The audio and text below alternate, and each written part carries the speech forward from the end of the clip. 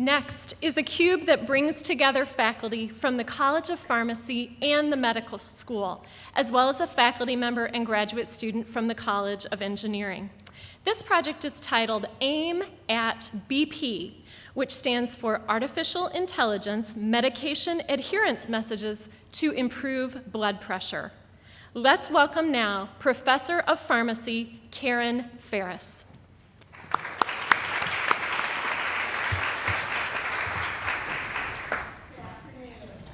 So, Aim at BP. You can surmise from that we are a group of investigators focused on trying to develop and evaluate an artificial intelligence-led text messaging program to improve medication use for those individuals taking antihypertensive medications. So I'm going to be talking to you about AIM.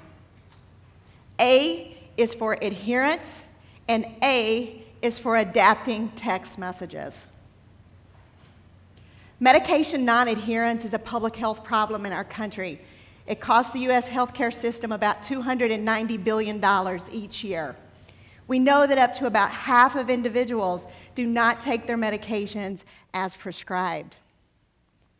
And specifically among medications, among antihypertensive medications, we know that among the individuals who are treated for hypertension, up to 50% have uncontrolled blood pressure. We also know from evidence around when we followed other investigators, followed 5,000 individuals who were taking antihypertensive medications.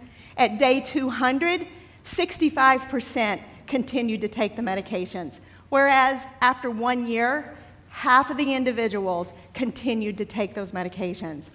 And among the half that continued, 50% of them had missed medications on 3 consecutive days.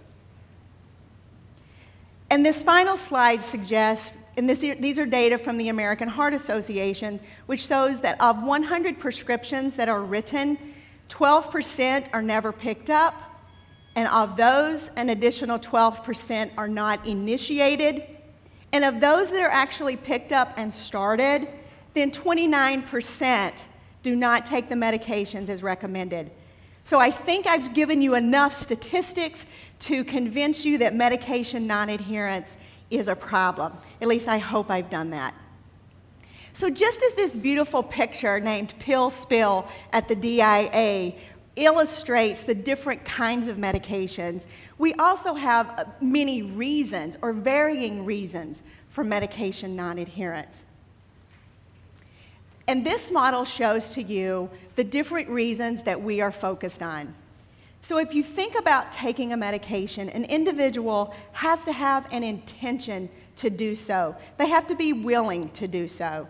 So this intention is formed from disease beliefs, meaning, do I need to treat this condition? Is it serious enough that I need to do something about it? What are those health risks to me? And then secondly, there are medication beliefs. So there are beliefs about necessity. Do I really need this medication? And concern beliefs. What are the side effects or the potential long-term consequences? In addition, if a person has an intention, then they have to remember to take the medication. So we use cues or strategies in our daily lives to remember to take our medications. So hopefully, individuals are taking their medications, and that leads to blood pressure control. But what we know, as I've illustrated earlier, is that that's not always the case. What's important on this slide for you to note is that medication taking has this parentheses under it called bottle opening. So in our particular system, we are using bottle openings to represent medication taking and medication adherence. And what's also critical on this slide is the arrow that leads from medication taking to message adaptation. So we are using this information to return to our reinforcement learning agent, which I'm going to talk about in just a moment, to determine what type of message to send to an individual. Because you should all be thinking, Karen Ferris, text messaging to people about adherence is really no big deal. It's been done, and we agree with you. But what's innovative about our approach is that we're trying to use reinforcement learning to adapt to individuals' responses to our messages so that we can send the correct message to a person here or the next person or another individual.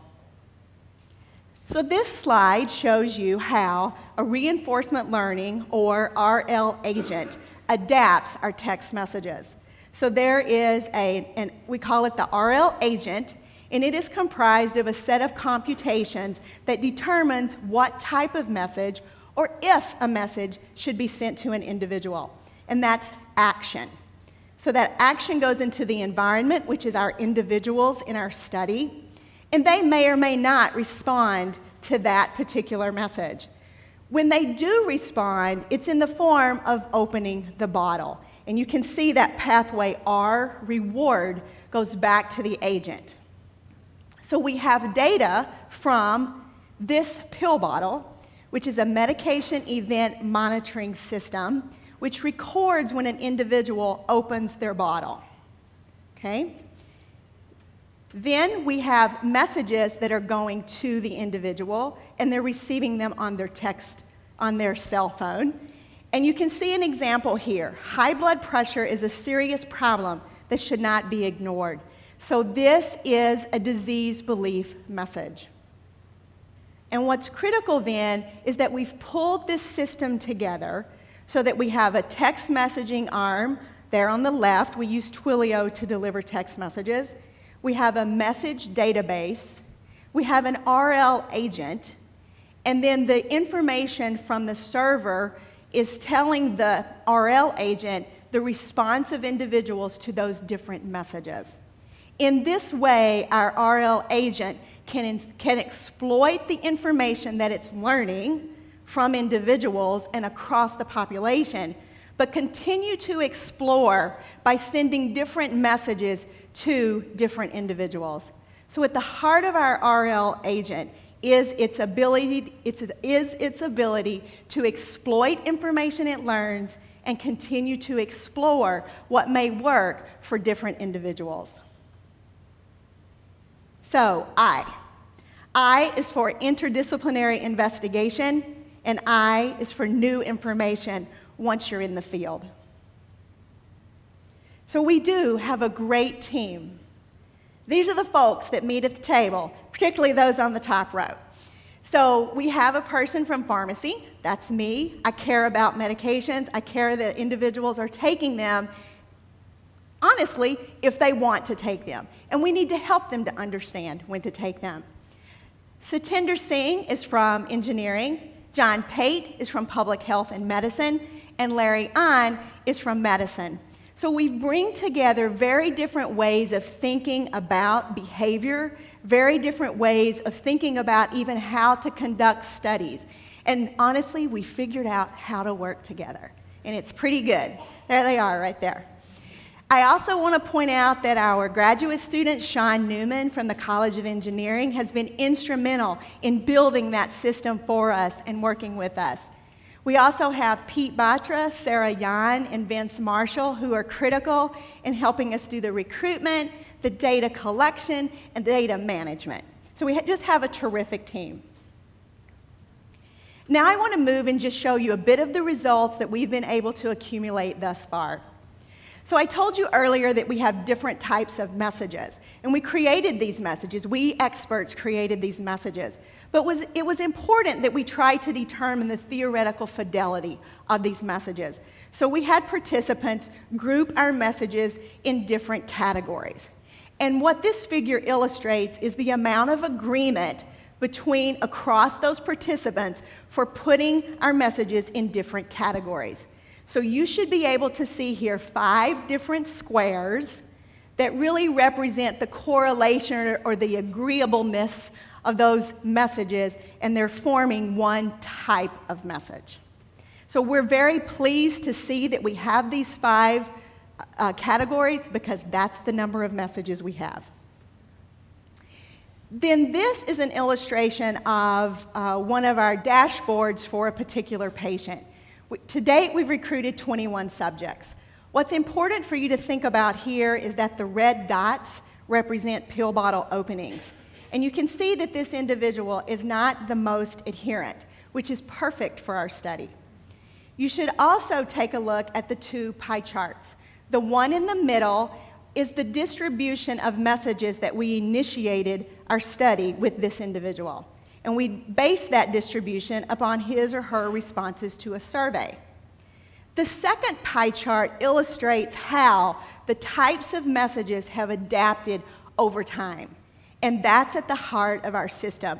Does the message type change over time with an individual? Is the RL agent able to learn?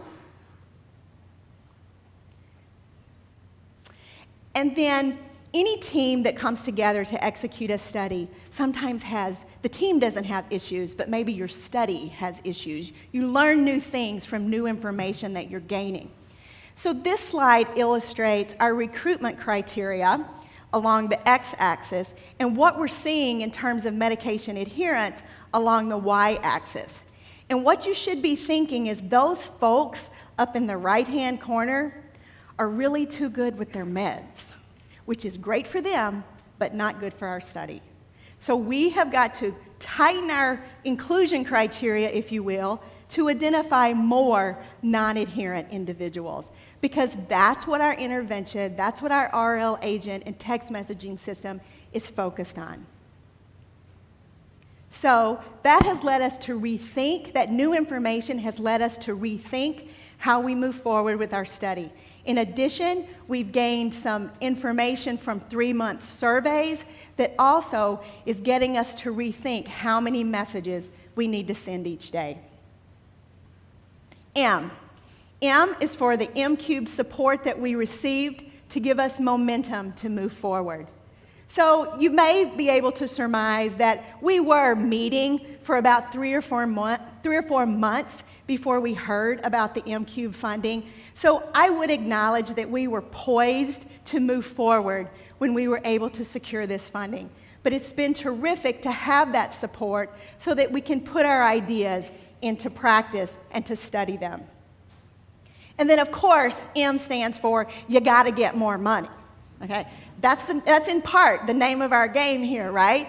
So the MCubed money plus some additional funding from MISHAR has allowed us to move forward and to gather pilot data so that we can submit additional grants. So our group has already submitted 2 additional grants, and we have a terrific score on one of our grants. So we're very excited about that. So I talked to you about AIM. We are adapting text messages, trying to improve medication adherence to antihypertensives. How much more alliteration can I get going? We have done this with an interdisciplinary investigation, and our MCubed money has given us the support and the momentum to move forward. Importantly, we are a team that wants to determine how RL can help us not only improve medication adherence, but health outcomes as well. Thank you.